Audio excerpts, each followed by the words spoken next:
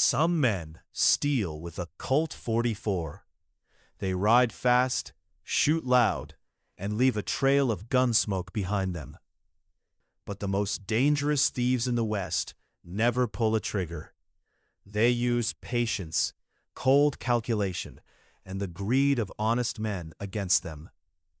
It was April 1886. The rain in Bitter Creek hadn't stopped for 3 days, turning the main street into a soup of yellow mud.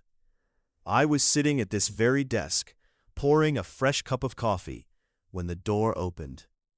It was old Eli, the stage driver, and behind him walked young Jonah, a guard whose knuckles were white from clutching his shotgun. Jonah looked like he had seen a specter.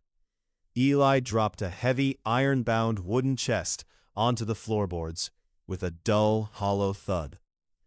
"Sheriff," Eli said, his voice trembling, "that box was loaded with $10,000 in cash at dawn at the Red Ridge Timber Camp.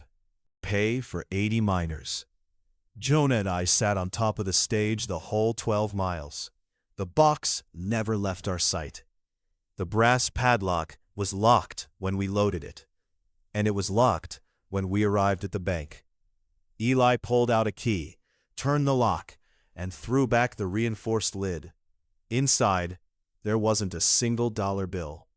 The box was filled to the brim with smooth gray river stones. $10,000 vanished into thin air along 12 miles of muddy mountain road.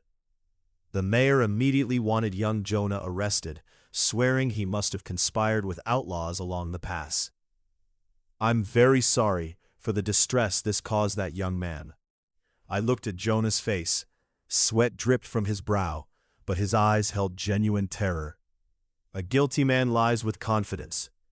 An innocent man trapped by circumstances simply looks for help. I knelt down beside the chest. "I spent 20 years tracking outlaws through these hills, and you learn to read the land like a book.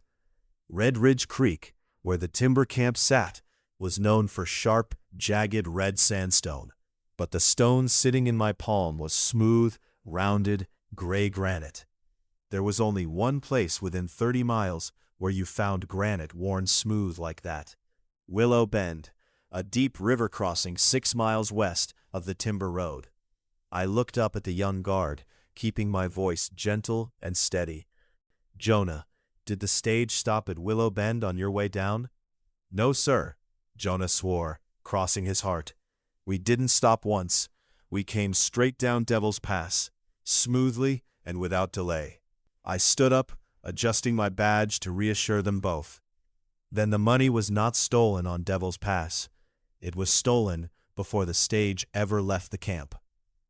An hour later, I was riding my horse through the timber pines toward the Red Ridge camp office.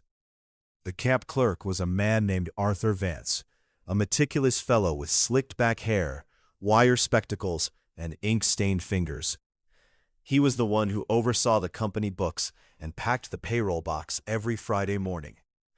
When I stepped into Vance's warm office, he sat behind a pristine mahogany desk, looking solemn. "Ah, Sheriff," Vance said, shaking his head. "Tragic news about poor Jonah and Eli. I locked that $10,000 into the iron chest myself at 7 o'clock this morning. If the money is gone, Jonah must have had a duplicate key." Vance spoke with smooth confidence, neat ledgers, and a logical story. But as I walked over to his iron stove to warm my cold hands, I noticed something in the shadows. Near the edge of Vance's desk were 2 burlap sacks. They were damp, and clinging to the bottom of those sacks were specks of wet, gray granite mud. I turned back to Arthur Vance, keeping my tone relaxed and conversational. "Mr. Vance, you've been the head clerk here for 3 years, haven't you?" "3 years next month, Sheriff," he replied proudly. "And you built that iron-bound payroll chest yourself last spring, didn't you?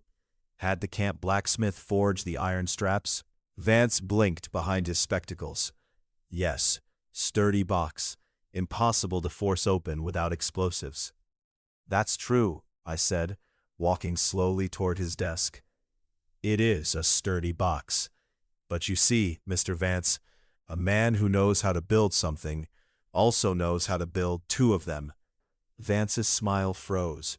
The color drained from his face faster than water through gravel. "3 nights ago, you rode out to Willow Bend with 2 burlap sacks, filled them with smooth gray riverstones, and built an exact duplicate of the payroll chest." I rested my hand calmly on my belt. "Now move your feet away from that rug under your desk, Mr. Vance." He didn't move. He knew it was over. I kicked back the woven rug, pried up a loose floorboard with my boot, and there sat the original iron chest, safely packed with $10,000 in fresh greenbacks.